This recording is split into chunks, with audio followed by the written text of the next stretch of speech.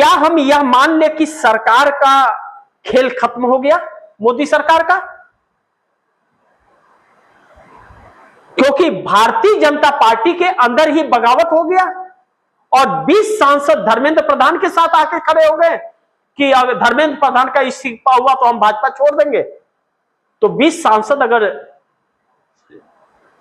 इस्तीफा दे देते हैं तो नरेंद्र मोदी की सरकार 272 पे आ जाएगी। तो सरकार कैसे बचेगी? तब तो सरकार गिरना बहुत आसान हो जाएगा। ऐसे में एनडीए गठबंधन के सांसदों में भी बगावत होती हुई नजर आ रही है और शिक्षा मंत्री धर्मेंद्र प्रधान से बात आगे निकलते हुए अमित शाह के इस्तीफे तक बात पहुंच गई है। अब नरेंद्र मोदी ना धर्मेंद्र प्रधान को हटा सकते हैं ना तो अमित शाह को हटा सकते हैं, और हटाया तो नरेंद्र मोदी की कोई हैसियत नहीं रहेगी क्योंकि अनपढ़ है। ऐसे में साजिश तो यह सरकार चल रही है, इसमें कोई शक है नहीं, लेकिन इस साजिश के बीच एक रणनीति छात्रों की ओर चल रही है कि अगर इस सरकार ने नहीं माने बात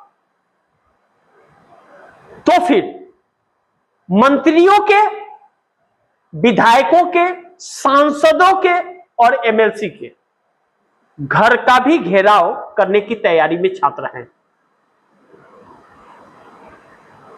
यानी कि सरकार के लिए संकट बहुत बड़ा है और 20 सांसद अगर इस सरकार के बागी हो रहे हैं धर्मेंद्र प्रधान के साथ, तो और भी तो हैं जो इनके साथ नहीं है। 136 का आंकड़ा था उसका, जो नरेंद्र मोदी के साथ नहीं थे, और नरेंद्र मोदी संसदीय दल के नेता चुने नहीं गए हैं बीजेपी के, आज भी नहीं है।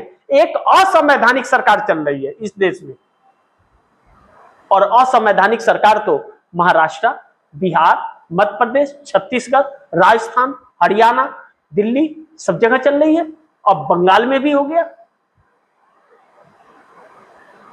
अब ऐसे में सरकार फंस गई और छात्र बिल्कुल सुनने को तैयार नहीं है, और जब तैयार नहीं है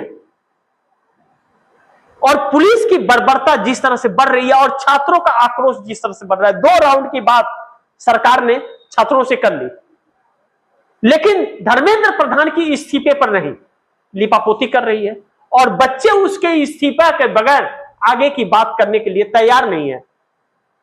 और जिस तरह पूरे देश के अंदर छात्रों का आंदोलन एक भयावह रूप ले रहा है, 800+ शहरों के अंदर छात्र आंदोलित हैं,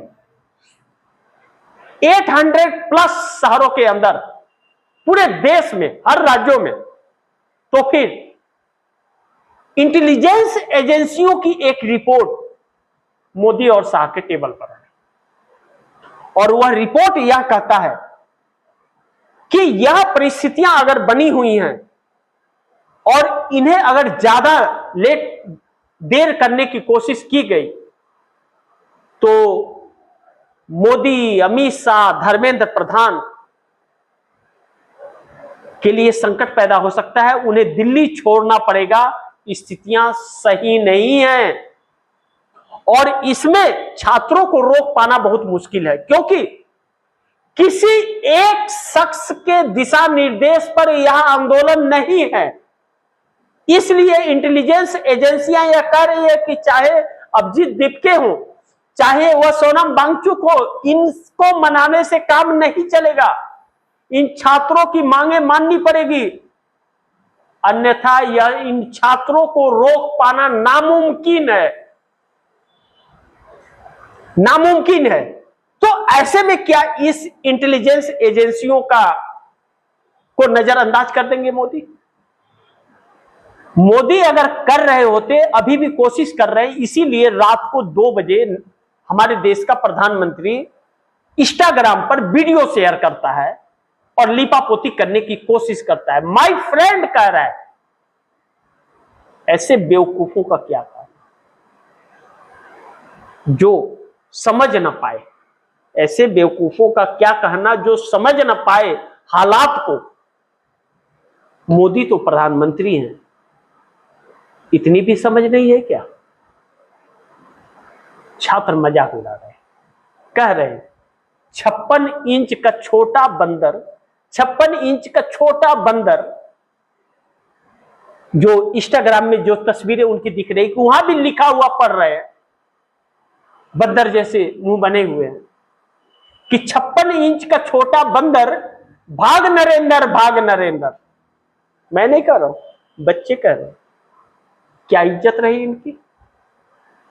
लेकिन अब छात्रों को रोक पाना मुश्किल है। अब तो यह इंटेलिजेंस एजेंसियों की रिपोर्ट भी इनके लिए यही कह रही है। ऐसे में मोदी सरकार का द इंड भी है, खेल खत्म भी हो रहा है और अब इस्तीफे की तैयारी है। लेकिन एनडीए गठबंधन के सांसद 53 सांसद हैं, चाहे नीतीश कुमार के 12 सांसद, चाहे चंद्रबाबू नायडू के 16, 2 पवन कल्याण के 18 या 30 सांसद, चाहे जयंत चौधरी के 2, अनुप्रिया पटेल के 1, चाहे और बाकियों के, क्या इसके बाद मोदी के साथ रहेंगे? नामुमकिन सी परिस्थिति लग रही है। कब कौन समर्थन वापस ले लेगा यह कोई नहीं जानता, क्योंकि बात दूर तक चल गई है। सरकार जानी तय मानी जा रही है।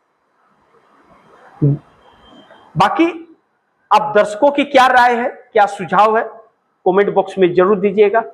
इस खबर को ज्यादा से ज्यादा शेयर कीजिएगा, अपने दोस्तों को भी कहिएगा आगे शेयर करें। और आपने टीबीटी अपडेट इंडिया को सब्सक्राइब नहीं किया, सब्सक्राइब कर लीजिए, अपने दोस्तों को भी कहिएगा सब्सक्राइब करें। मिलते हैं अगली खबर के साथ, तब तक के लिए नमस्कार।